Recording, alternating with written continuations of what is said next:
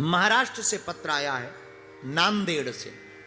इन्होंने लिखा कि आपके चक्कर में हम बहुत परेशान हैं, और चक्कर ये है कि हम आपकी कथा को बहुत सुनते हैं, बहुत सी बातों को जीवन में उतारने की कोशिश करते हैं। घर वालों से तो हम निपट लेते हैं, पर पड़ोसियों से नहीं निपट पा रहे। पड़ोसी बड़ा चिढ़ाते हैं, बड़े ताने देते हैं, बागेश्वर बाबा नाम ले लेकर के कमेंट्स बाजी करते हैं। आपकी कथा से हमने बहुत कुछ सीखा। अब इन पड़ोसियों से कैसे बदला लें? या तो आप हमारे घर आ जाओ, या फिर आप वहीं से कुछ ऐसा मंत्र मार दो, इनकी बुद्धि ठीक हो जाए, या फिर इनके ऊपर कोई भूत लगा दो, ये बागेश्वर धाम आ जाएं और आपकी शक्ति को जान ले, और या फिर आप हमको सन्यासिनी बना दो। आपकी बहन, आपकी दासी, आपकी भक्तनी श्रेया घोषी। बहन, भूत ही मानते होते हम, या भूत फेंकते होते, तो सबसे पहले तो हम पाकिस्तान पे ना फेंकते।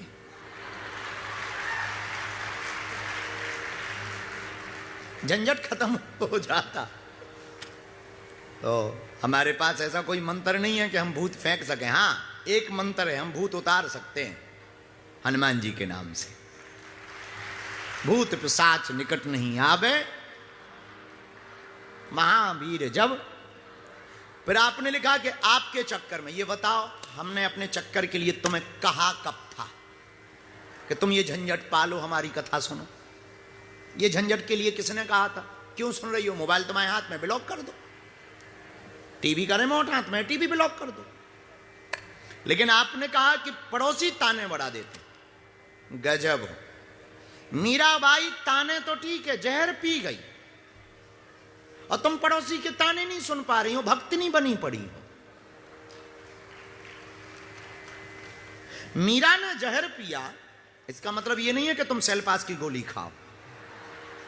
मीरा ने के साथ ऐसा हुआ, पर मीरा ने इतना कष्ट सहा, तुमने तो ऐसा कुछ नहीं सहा। तुमने लिखा भी बहुत साफ शब्दों में कि केवल कमेंट्स बाजी होती है। वो लोग कहेंगे, लोगों का काम कहना है।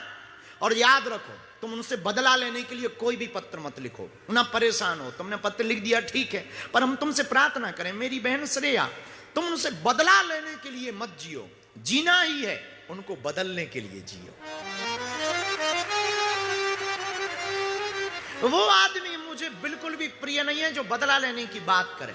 हमारी जीवन का सिद्धांत है, हमें बदला नहीं लेना है।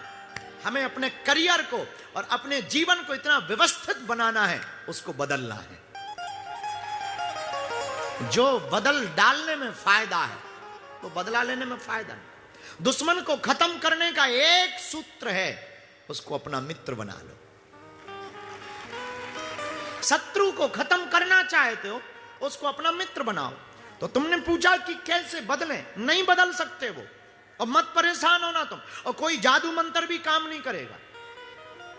आप महाराष्ट्र से हो, नांदेड़ से। महाराष्ट्र के एक महात्मा हुए जगत गुरु संत श्री तुकाराम जी। हाँ, क्या विभूति हुई। तुकाराम जी महाराज स्नान करने गए, गंगा जी का स्नान, और एक आदमी उनसे बहुत चिढ़ता था। तो जैसे ही वो निकले, तो उसने मुंह में पानी भरा और बुगल दिया बाहर।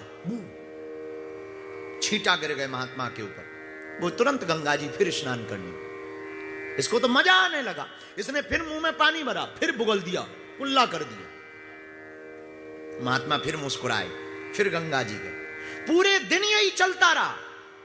इसको लगा कि ये कितना विचित्र महात्मा है, ना गाली बक रहा, ना गाली दे रहा, ना पूछ रहा कि क्यों मैं कुल्ला कर रहा हूं। बड़ा विचित्र। रुक जाओ, मैं इसको गुस्सा दिला के ही रहूंगा। उसने फिर पानी मुंह में भरा, कुल्ला किया, फिर बुगल दिया। महात्मा फिर मुस्कुराए, फिर चले गए। शाम को ये हार गया, चरणों में गिरा। महाराज, हमने आपके साथ बहुत अपराध किया, बार बार मुंह का पानी आपके ऊपर फेंका, पर आपने ऐसी कौन सी बूटी पी रखी, ऐसा कौन सा खाना खा रखा कि आपको क्रोध ही नहीं आता? आप बड़े मुस्कुराते हुए चलते हैं, बहुत सहज चलते हैं, कोई द्वंद्व नहीं, कोई आवेश नहीं, कोई आपके चेहरे पर सिकन नहीं, आंखों में कोई मुड़ावट नहीं।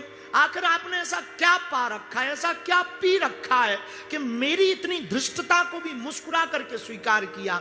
महात्मा तुकाराम ने कहा, अपने अपने देखने की बात है, तूने कुल्ला किया, मुझे तेरे चक्कर में आज कम से कम 100 बार गंगा जी के स्नान करने का फायदा मिल गया। मुझे तो फायदा हुआ।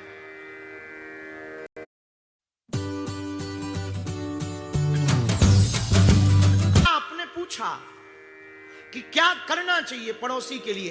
कुछ नहीं करना चाहिए। पड़ोसी जब भी जलन करे तब तुम्हें और जलाना चाहिए। पड़ोसी जब भी गाली बके तुमको दरवाजे पे खड़े होके कहना, हाउ सो स्वीट, नाइस। बहुत ज्यादा गाली दे दे तो कुछ नहीं, धीरे से बोल देना, सेम टू यू। बस, तुम्हें बहुत कुछ करने की जरूरत नहीं है। कोई जल रहा है, जलने दो बेचारा, अपने आप राख हो जाएगा। तुम दिमाग क्यों अपना खराब करो? बुरा ना मानना। साधु साधक वो है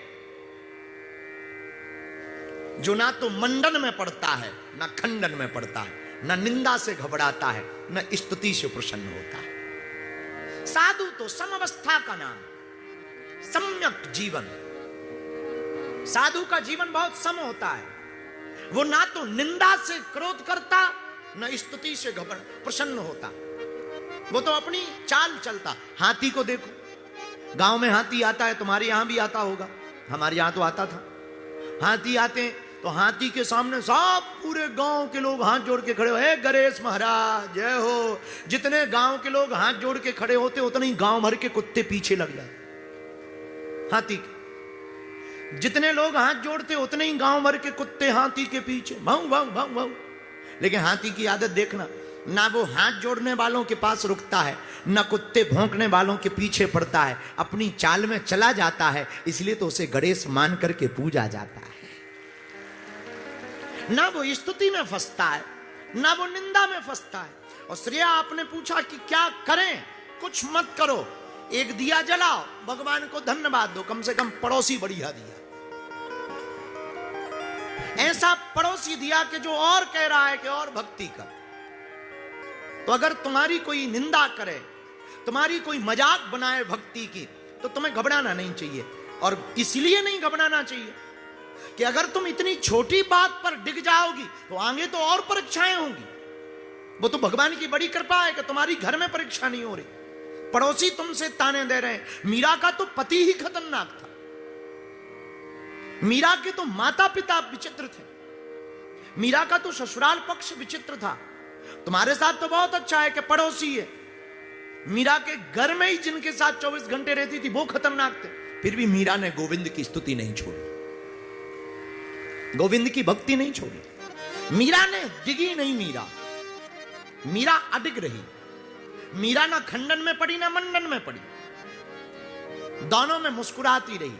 वो तो गाती रही, मेरो तो गिरधर गोपाल दूसरो